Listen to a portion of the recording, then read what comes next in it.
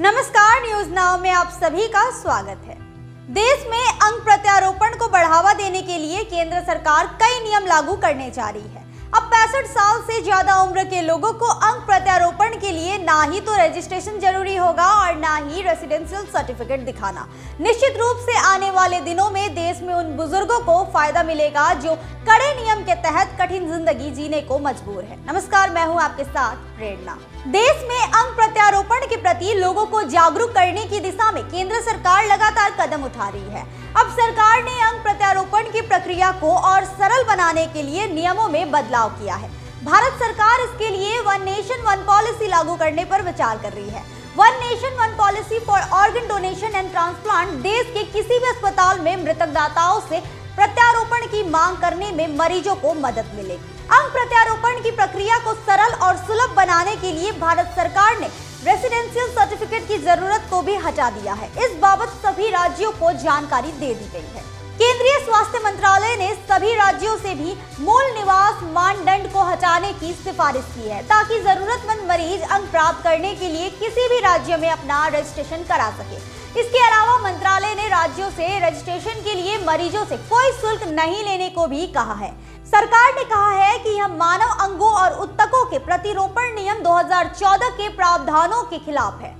स्वास्थ्य मंत्रालय के एक अधिकारी ने बताया कि तेलंगाना, महाराष्ट्र, गुजरात और केरल जैसे राज्य अंग दान के रजिस्ट्रेशन के नाम पर 5,000 से 10,000 रुपए के बीच शुल्क वसूल करते रहे हैं।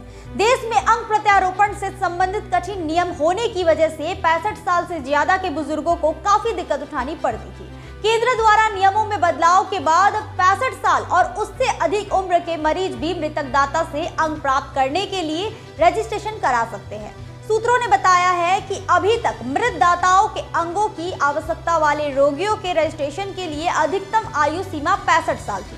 इस प्रतिबंध को हटाए जाने के बाद अब सभी आयु वर्ग के रोगी मृत दाताओं के अंगों के लिए रजिस्ट्रेशन करा सकते हैं। राष्ट्रीय अंग और ऊतक प्रत्यारोपण संगठन यानी कि NOTTO की वेबसाइट पर सभी दिशा निर्देश बताए गए हैं।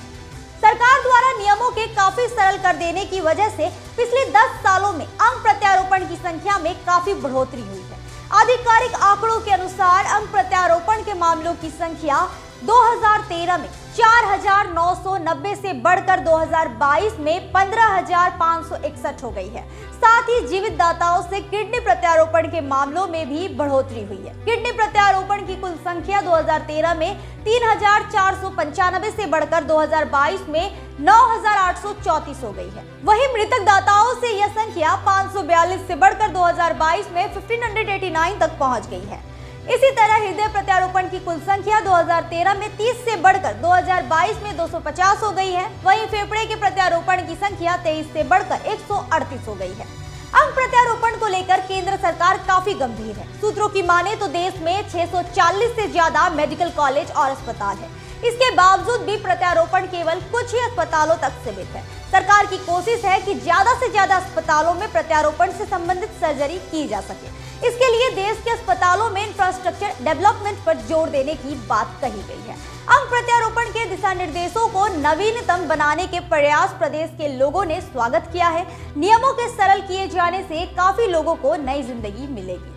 उम्मीद करते हैं आपको हमारा कार्यक्रम अच्छा लगा होगा। अगर आपको हमारा कार्यक्रम अच्छा लगता है तो हमारे न्यूज नाउ के पेज को ज्यादा से ज्यादा लाइक, शेयर और सब्सक्राइब करना ना भूलें। फिलहाल के लिए बस इतना ही। मुझे दे इजाजत। नमस्कार।